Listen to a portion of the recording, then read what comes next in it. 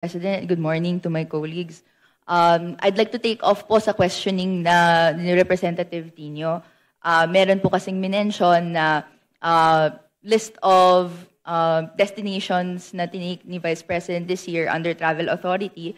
But we like to take note na in a press conference of the Office of the Vice President, meron pong security and staff na kasama si Vice President. So can we ask po, paano po pinopondohan yung pagpunta, flight and accommodations ng staff and security ng OVP? Madam Chair, may I be allowed to ask a question?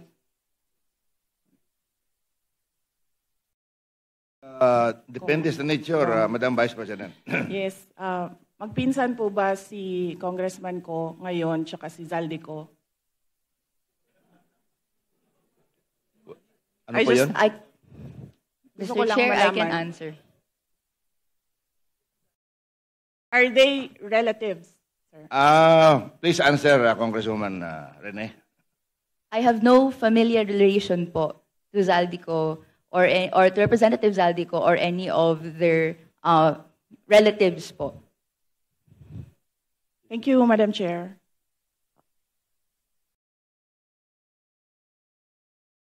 Let me just look for. Please go ahead, ma'am. Look for the slide, sir.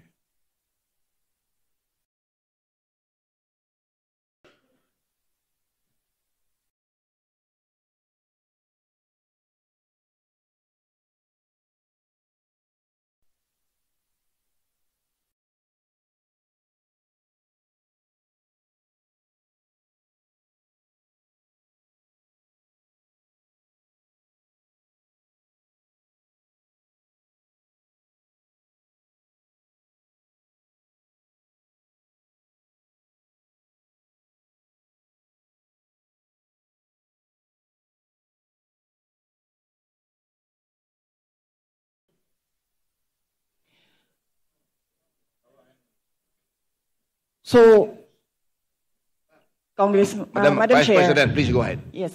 So we are talking about international travels, as of July 31.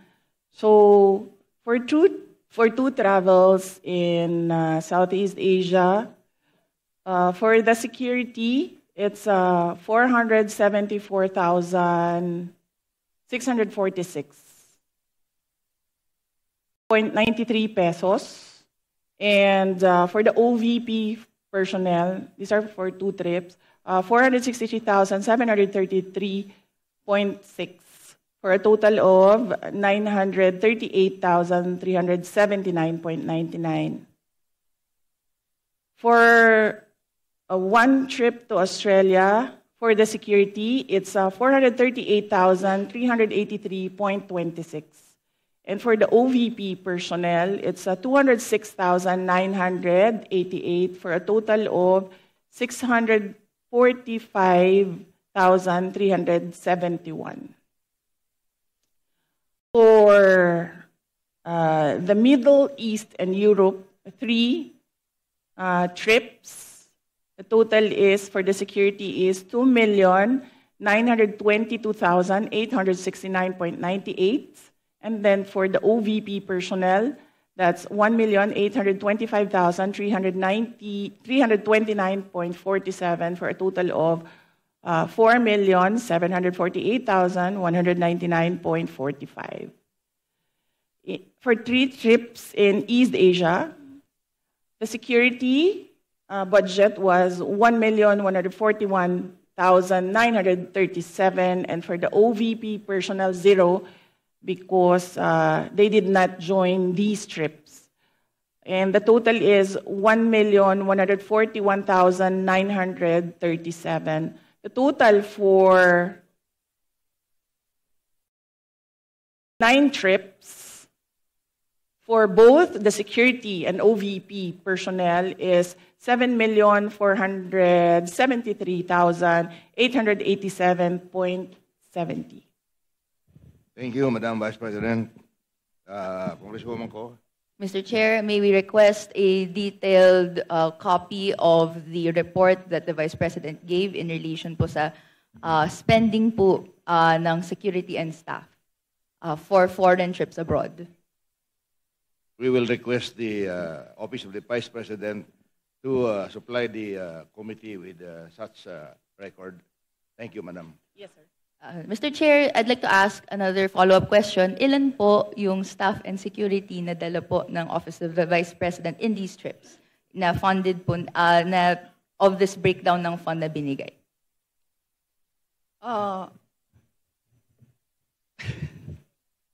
Luoy na kayo mong naong, sir, ba? Kanang. Madam Chair, for the security, I understand they recommend, the Armed Forces of the Philippines recommend 3 to 4 security personnel, but the Office of the Vice President only approves 2 security personnel. And for the Office of the Vice President personnel, that's 1 ceremonial and diplomatic affairs employee, 1 for MPRD, that is the media relations and public affairs division, and then 1 for as assistant to the Vice President. So those are the approved personnel who joins the Vice President in her trips. So, to clarify, Mr. Chair, these personnel in total ay sinagot ng OVP fund of totaling 7.4 million pesos sa ating mga foreign trips. Madam Chair, not all foreign trips, as I mentioned. Security is always recommended by the Armed Forces of the Philippines, but some trips do not have OVP personnel because there are only 3 trusted OVP personnel who can do the work that I demand from them, and sometimes they are not available. Okay. Congresswoman Go. Thank you, Madam Chair. So to confirm, ito pong mga trips na to that was mentioned, are these trips personal in nature that required po yung presence ng personnel and staff? Yes, Mr. Chair, I believe, with all due respect with my colleague in the minority, I believe the question is irrelevant. Because even if the Vice President travels on her personal capacity, we cannot disassociate herself from the office of the Vice President. She's still the Vice President. Exactly. The reason for the travel is business, but she could also travel in her personal capacity, but she's still the Vice President. So I believe the question is irrelevant. With all due respect with my colleague. Mr. Chair, Thank you. Just to respond po, no, this is just a mere question, whether the nature of the trip is personal or business po, no, or whether it's official. This is a question that I'd like that could be posed, and I hope to post po to the Madam Vice President. Madam Chair, it depends. If I have activities for the Office of the Vice President abroad, the 3 OVP personnel join the trips. But if the trip is purely personal and I do not have events for the Office of the Vice President, they do not join the trips. So in the graph, in the table that I mentioned earlier, those were the trips that the 3 personnel from the Office of the Vice President joined. But in the case of security personnel, this is something that is beyond the Office of the Vice President. It is decided by the Armed Forces of the Philippines. Thank you, Madam Vice President. Okay, thank Congresswoman you. Go. Thank you, Mr. Chair. Hope satisfies your question. Okay. My next question is in relation po to a line of questioning and in relation to the unqualified opinion that the COA issued to the Office of the Vice President. But after that, 60 days was provided to the Office of the Vice President to issue corrections po to certain errors made. upon questioning the COA in its budget hearing, nagbigay po sila ng additional details kung saan may nakita daw po kasing 3.8 million pesos worth of equipment not accounted for in the OVP submission. Ito po ay mga errors found in the 2024 annual audit report. Can the Vice President explain this error po, Mr. Chair? Madam Chair, the Office of the Vice President from 2022, 2023, and 2024 received unmodified opinions from the Commission on Audit. And I would like to take this opportunity to thank all my colleagues in the Office of the Vice President for being faithful to transparency and accountability in our office. The reason why we have comments from the Office of the Commission on Audit is because of system and improvement in processes. So these are basically documentations that the Commission on Audit require of transactions. And we have already updated our manual of operations in the OVP to reflect comments from the auditors. Thank you very much, ma'am. And if you can, if possible, if that is not classified, you can give a list to the committee para kami na po magbigay doon sa minority. Thank you very much. The manual of operations, sir? Okay, sir. Let me just discuss this with the executive committee. Kasi pinaghirapan din namin ito, sir, gawin. Baka kopyahin lang din ng minority. It's your prerogative, Madam Vice President. But in relation to that po, Mr. Chair, we would be interested in the report kung ano po yung 3.8 million pesos that required correction po doon sa COA audit report in 2024. Would that be possible po, Mr. Chair? Madam Chair, as I said, all questions about all documents inside the Commission on Audit is best to be directed to the auditors or the representatives of COA in the budget hearings. Thank you. But with all due respect, to follow up that po, the COA specifically sought correction because po may nakita pong 3.8 million pesos that is not accounted for in the submission by the OVP. So the burden of the submission is actually with the following agency. So, which is why in the exercise of legislative oversight, we would like to be enlightened kung ano po yung error na po ito. And tama po, para maiwasan in the future, a report po on what it is would be appreciated. So, ang question ko po is, would that be possible po, Mr. Chair? Madam Chair, usually the Commission on Audit, the auditors, review documents, and sometimes they do not see the attachments in the correct submissions. Sometimes the attachments that are required are found in other submissions and reports. And these attachments are required by auditors in every report. That is why right now we already have a checklist. If this is the process, if this is the project, there is a checklist on the attachments because auditors review the documents and the auditors require the attachment of documents, and sometimes these documents are not attached to a specific report. So what we did, Madam Chair, is create a checklist and to improve the system. The personnel from the Office of the Vice President go through the checklist before they submit. Okay. Anything else, Congresswoman Ko?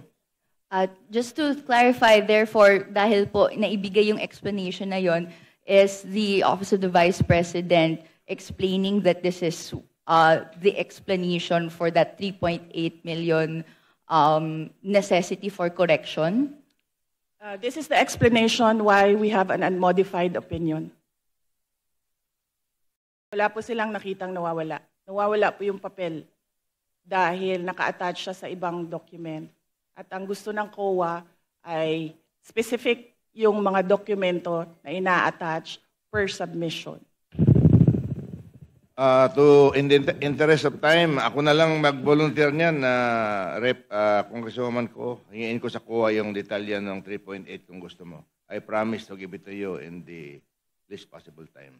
Thank you very much. Thank you very much for that response.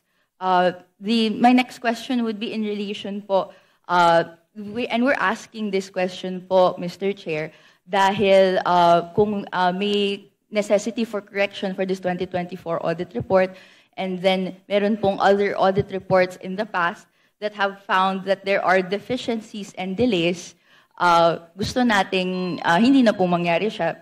Can I ask the Mr. Chair, what assurance do the people have na sumusunod na ngayon ang Office of the Vice President sa guidelines on disbursement and other proper fiscal procedures, given that there were reports last year that hindi po ito na sunod po according to procurement guidelines po? Mr. Chair, again, with all due respect with my colleague, the Office of the Vice President on modified Order, please. You're not acknowledged. Please wait to be acknowledged by the chair. We'll let the Is that the last question, Madam Vice President? We'll let the Madam Vice you have the President option to respond. Respond or not? My apologies, Vice Chair Pepito Alvarez. May I request for an orderly conduct of the hearing for the members to please wait to be acknowledged by the chair before you make a statement. Thank you very much. The floor is now with the Vice President to respond to the question of Representative Go. Yes, Madam Chair, as I said earlier, I don't know if everyone heard it, every time we receive a comment from an auditor, we update our manual of operations. In order no missing items would be in the next expenditure program. Is that correct? Yes, sir. Thank you very much. Congresswoman Ko, that winds up your questioning. Thank you for that response, Mr. Chair. This will be my last question po. Okay. In relation po doon sa ibang mga items in the budget before,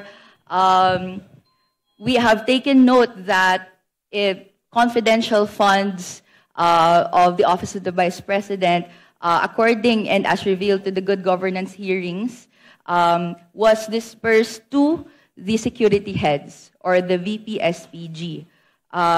May I ask po, bakit po dispersed siya to the VP-SPG or the security heads, pero ang nakalagay sa Joint Circular Number 2015-1 issued by DBM and COA that it should be dispersed to the Special Disbursing Officer?